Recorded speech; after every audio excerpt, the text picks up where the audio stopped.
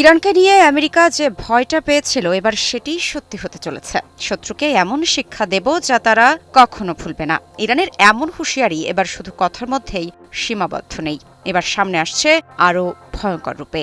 তবে প্রশ্ন উঠছে, ইরান কি সত্যিই এমন এক রেড লাইন অতিক্রম করতে যাচ্ছে যেখানে পৌঁছালে শুরু হতে পারে পারমাণবিক শক্তির নতুন অধ্যায়?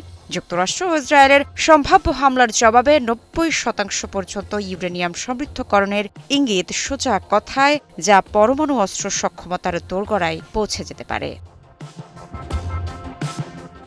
তাহলে প্রশ্ন হলো, ইরান কি সত্যিই পারমাণবিক বোমা বানানোর দিকে আরও এক ধাপ এগোচ্ছে? যুক্তরাষ্ট্র ইসরায়েলের পরবর্তী পদক্ষেপ কি হবে? হরমুজ প্রণালী কি আবারও হয়ে উঠবে বিশ্ব অর্থনীতির চেক পয়েন্ট? আর এটি কি মধ্যপ্রাচ্যের নতুন কোনো বড় সংঘাতের ইঙ্গিত? ইরানের পক্ষ থেকে ৯০% পর্যন্ত ইউরেনিয়াম সমৃদ্ধকরণের ইঙ্গিতকে আন্তর্জাতিক রাজনীতিতে অত্যন্ত গুরুতর সংকেত হিসেবে দেখা হচ্ছে, কারণ এই স্তরের সমৃদ্ধকরণ সাধারণত পরমাণু অস্ত্র সক্ষমতার কাছাকাছি অবস্থান নির্দেশ করে। তবে কূটনৈতিক বিশ্লেষকদের মতে এমন ঘোষণা অনেক সময় বাস্তব প্রয়োগের চেয়ে বেশি চাপ সৃষ্টির কৌশল হিসেবে ব্যবহৃত হয়, বিশেষ করে নিষেধাজ্ঞা ও সামরিক চাপের জবাবে। ইরানের পার্লামেন্টের জাতীয় নিরাপত্তা ও পররাষ্ট্রনীতি কমিশনের মুখপাত্র ইব্রাহিম রেজাই সামাজিক যোগাযোগ মাধ্যমে এক্সে দেওয়া এক পোস্টে জানান, আবার হামলা হলে ৯০% পর্যন্ত ইউরেনিয়াম সমৃদ্ধ করা হবে। আর এই মাত্রার বিশুদ্ধ ইউরেনিয়াম পারমাণবিক বোমা তৈরির বা যুদ্ধাস্ত্র মানের মাত্রা হিসেবে বিবেচনা করা হয়।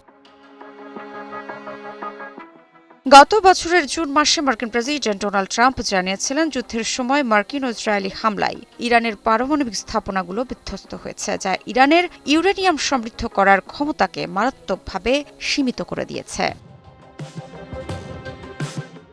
তবে ৬০% পর্যন্ত সমৃদ্ধ করা প্রায় ৪০০ কেজি ইউরেনিয়ামের ভবিষ্যৎ কী হবে তা এখনও স্পষ্ট।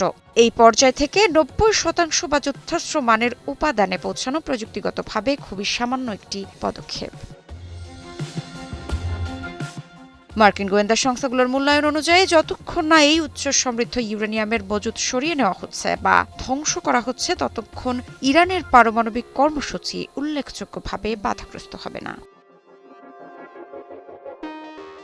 আমি ভরসা রাখি হিরন স্মার্ট ওয়াটার পিউরিফায়ারে। এদিকে সম্প্রতি মার্কিন প্রেসিডেন্ট ডোনাল্ড ট্রাম্প জানিয়েছিলেন, ইরানি প্রস্তাব প্রত্যাখ্যান করার পর যুক্তরাষ্ট্র ও ইরানের মধ্যে চলমান যুদ্ধবিরতি এখন লাইফ সাপোর্টে রয়েছে। এই মন্তব্যটি সংঘাত নিরসনে ভঙ্গুর কূটনৈতিক প্রচেষ্টা স্পষ্ট করেছে।